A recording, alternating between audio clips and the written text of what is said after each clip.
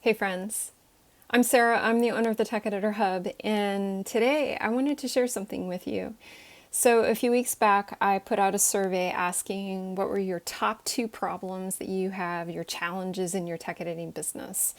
And I have the answers here, and let me just read them to you. The top one is finding clients, marketing myself, finding clients, how to get clients, obtaining recurring steady work, marketing. I need help with marketing myself. Over and over again, you guys mentioned that you needed help figuring out a way to get clients to notice you and to want to hire you. So today I want to do a tiny deep dive into a step that you can take to help build a foundation for all of your marketing content and for everything that you share. This is the beginning of a framework that I am building in the Tech Editor Hub community that's coming soon. So go ahead and get out a piece of paper and a pencil or open a digital document and work on an exercise with me if you are also someone who needs to get better at marketing yourself and find more clients. The first thing I want you to do is I'd love for you to take off your tech editor hat. Now, a lot of what we do as tech editors is we can kind of get into a certain frame of mind. But I want you to go back to before you were a tech editor. And I want you to be that knitter or crocheter that's super enthusiastic about the craft and you're working on patterns. And you see all kinds of issues in these patterns. And you're wondering, what is this? What is this issue here? What is that? And maybe you see errors or maybe you see things that aren't clear. And I want you to think about how that feels. And I also want you to start to think back to what part of the craft got you super excited and enthusiastic. Like this is all that you wanted to make. Maybe it's you want to only crochet blankets. Maybe brioche just sets you on fire. Maybe for the rest of your knitting life, you just want to make sweaters. I want you to take on that piece of paper across the top, what are the categories of the craft that really get you going? Even to this day, like if that's all you could edit, that's what you would do. And start listing them out. Maybe there's 3 or 4, maybe there's just 1 or 2. This part of your craft is your superpower. This part of your craft is what gets you going and super excited. And that's what we're going to hone in on. Now, after you've written those down across the top, put back on your tech editor hat and take a few minutes. You can pause this video if you need to and list under each of those what are the main problems that all designers will have in this part of the craft. So let's say for sweaters, maybe they always struggle with getting the armhole depth correct and the neckline width or the neckline circumference correct. Maybe they struggle with brioche, explaining things clearly as far as decreases and increases. Maybe with crochet, they struggle with how to abbreviate things correctly in a clear way, the same way every time. So take a few minutes and write down the problems that you saw maybe as an early crafter, maybe as a maker farther along in your work, and list them all out incrementally.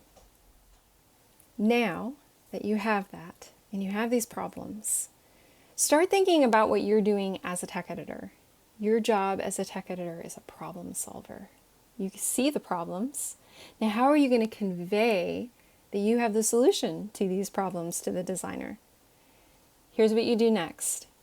On a separate piece of paper, take each of those problems and map out how you would ask a question to a designer related to this problem. So like, say for instance, the problem is blankets end up being the wrong size because the designer doesn't do gauge. So then the question you might write out is, how do you measure gauge for a blanket? Or something simple like that. I'm sure you could come up with something better. And then brainstorm out all the different ways that you can ask a question to the designers in your audience to kind of pique their interest into the fact that maybe this person has a solution. I see this problem in my work. Oh, my customers for the patterns have always told me that they end up with this issue in my patterns. And then next to those questions, write a simple answer that you can describe a solution to this problem. So if you have 3 categories of your craft that you love to work in, and let's say you have 10 or 12 problems that you can describe that you see in this part of the craft that makers have, or that you see in patterns themselves that the designers have written. You've got 30 questions. And this could be a series on a blog. This could be a recurring weekly series in your Instagram or on Facebook or wherever, maybe tweets. Maybe it's in Substack that you're writing something long form over time. Wherever you're presenting this information, this is how you do it. You show that you understand the problem. You show that you have the solution. And the designer will feel seen, they will feel heard, and they will say, oh, this person understands this.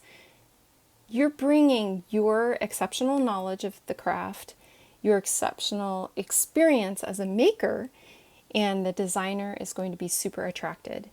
And they're going to say, this person really knows what they're talking about. Maybe I want to find out if they edit patterns, and maybe I'm going to message them and talk with them about this. The other thing you can do is make sure that you always have comments turned on. And so when people reply as a solution to your question or to your solution, you can DM them and say, hey, thanks for commenting on my post about this. Have you had this problem? Is there something I can help you with? Of course, there's lots more to this whole aspect of getting people interested in you and also having a foundation of something that gets you super excited to talk about. Your enthusiasm for your work and your enthusiasm for certain types of making is going to show through and is going to get people super excited to know you and to know how you will solve their problems. If you like this kind of information and this kind of teaching, I'm going to be doing a lot more of this within the Tech Editor Hub community that's coming shortly. So I hope you will join me and keep an eye on your inbox for more information soon.